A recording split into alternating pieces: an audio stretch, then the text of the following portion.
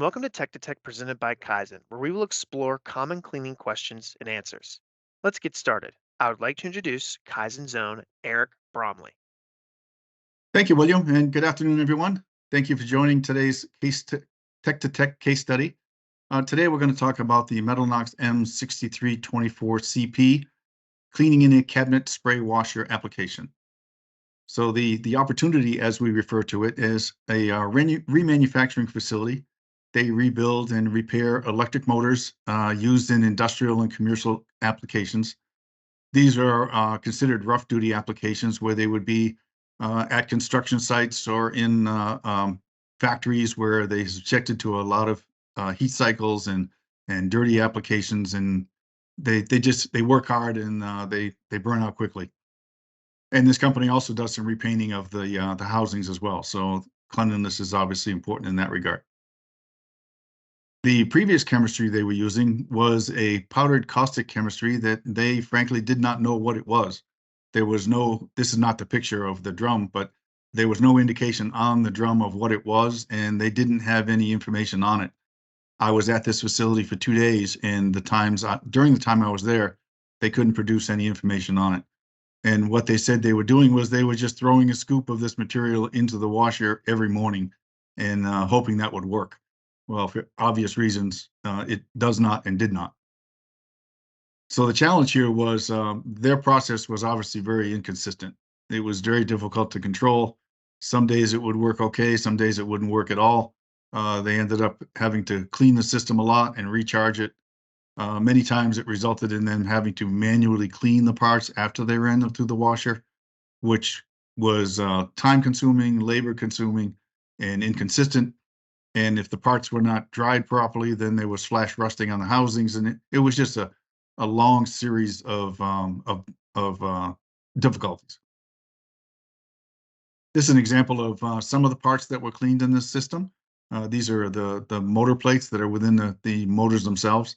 And as you can see, these have been hand wiped. There is a lot more grease on them, so they wipe off as much as they can, but it's a very heavily caked on grease, and it's been burned on, so it's really difficult to get off. It's almost carbonaceous at some stages. This is an example of another housing that has some contaminants in it. Typically, the white specks that you see, those are an indication that there's been some water in these systems, either water or coolant, and it has since dried, and that's left these little specks, what we refer to as salts, inside the housings, and obviously that all has to be removed. So after doing some testing at their facility, the 6324CP was chosen, mostly because of its ability to clean the oils and greases, exactly what they're looking to remove.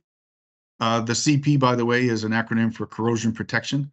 That's added to the METALNOX 6324 to prevent any corrosion or flash rusting on the parts, and it's very effective in that regard.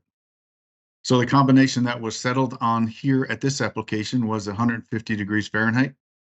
The 6324CP was run at 8% concentration. We initially started at 4%, and then we gradually increased until we saw the desired cleaning. The 20-minute wash time is the total wash cycle. Normally, they would not see this long of a cycle, but they have a tendency to stack the basket as much as they can, so they have multiple layers of these housings and parts in the machine itself. So it takes a little extra time to make sure we get good coverage and protection, or penetration rather. And there's no rinse in this machine, so it was a 10-minute hot air blow off. This is the system here, and as you can see, it's nice and clean. We spent a day getting it to this stage before we charged it with the METALNOX 6324CP. The basket on the bottom slowly rotates so that all the parts are given adequate spray.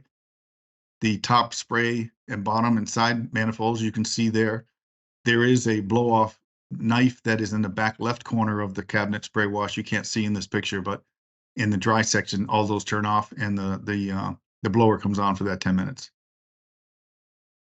So as I mentioned, the 6324CP was used. This material works great in both spray and immersion applications.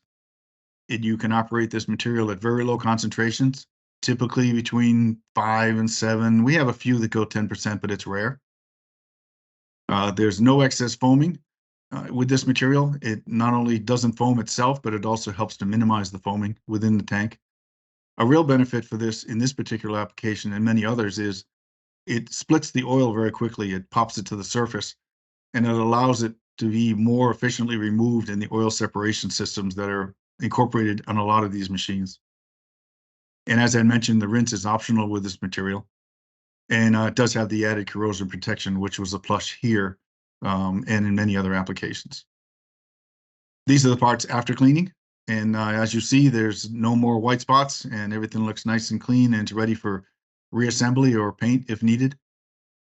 A nice comparison of the before and after picture. It may not be the exact piece, but they all look very similar in prior and post cleaning.